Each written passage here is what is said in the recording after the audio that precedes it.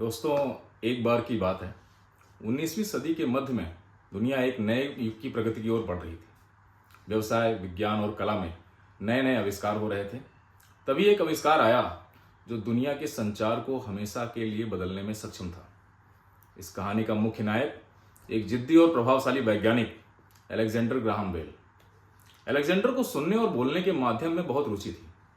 उसका सपना था कि लोग अपने शब्दों को दूर तक भेज सकें, बिना अपने शब्दों के घूमते रहें।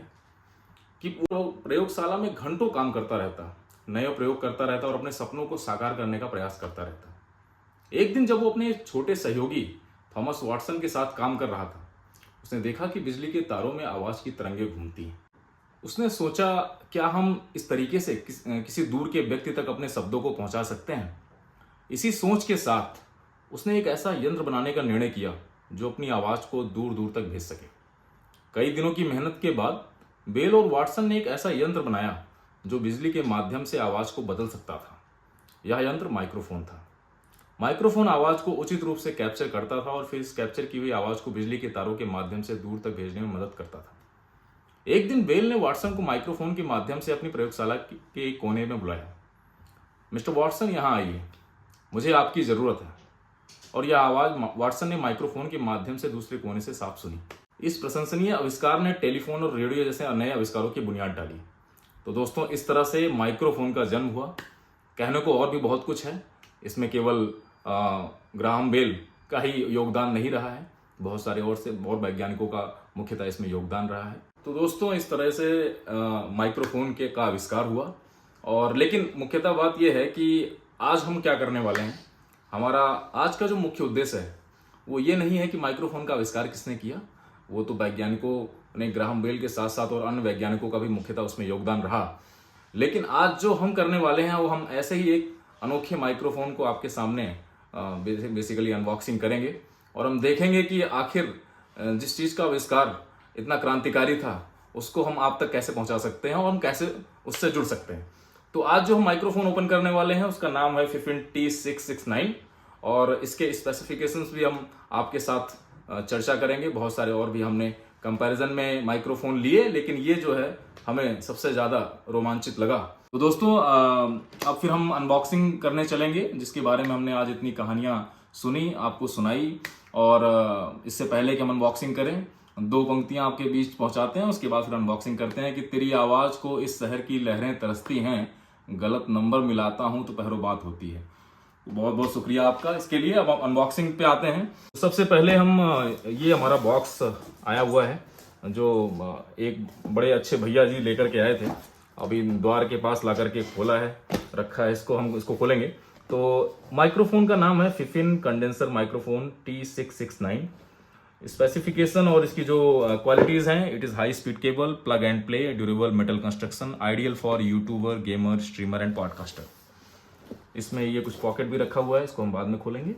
पहले हम देख लेते हैं कि और इसमें क्या कुछ है जो हमारे देखने लायक है।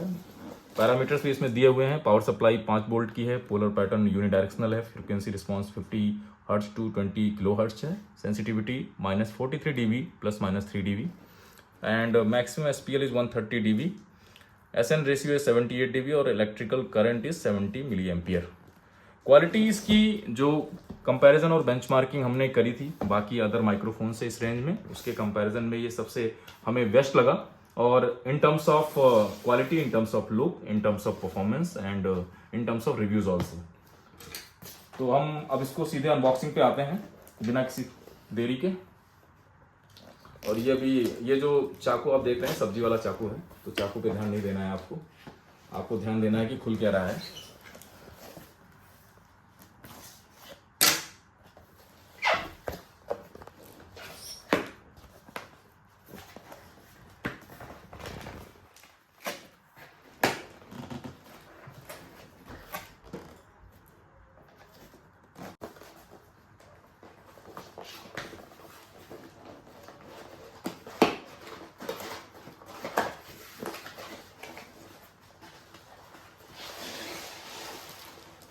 क्या बात है।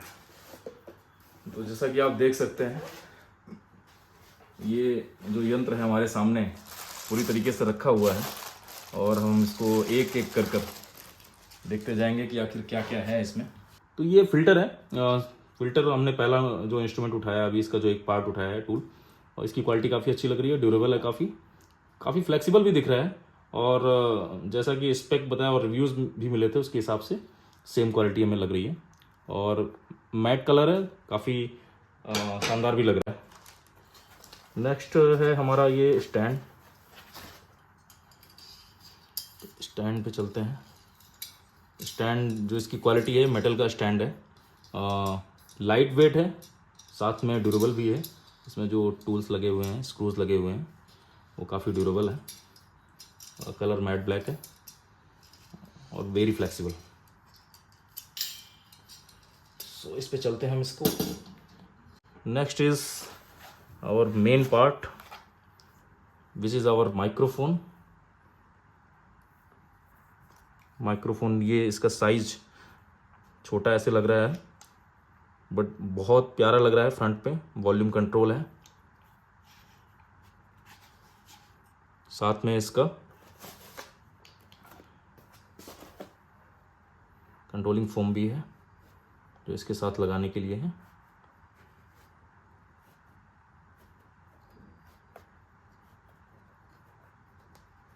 कलर इसका मैट ब्लैक है जो कि बहुत ही शानदार लग रहा है। नेक्स्ट हमारा ये स्टैंड का पार्ट आ गया जो टेबल पर होल्ड करने के लिए इसको यूज़ करेंगे। और ये सबसे शानदार पार्ट है इसका, जिसमें हमारा ये माइक्रोफोन लगता है। ये हमारा बेस का पार्ट है, माइक्रोफोन इसमें लगेगा बेसिकली। ये हमारी केबल हो गई। ये केबल अप्रॉक्सीमेटली 6 to 7 फीट लंबी है। लेंथ हम खोल के भी देख सकते हैं इसको, काफ़ी लंबी है ये, तो मेरी हाइट से तो ज़्यादा है ये।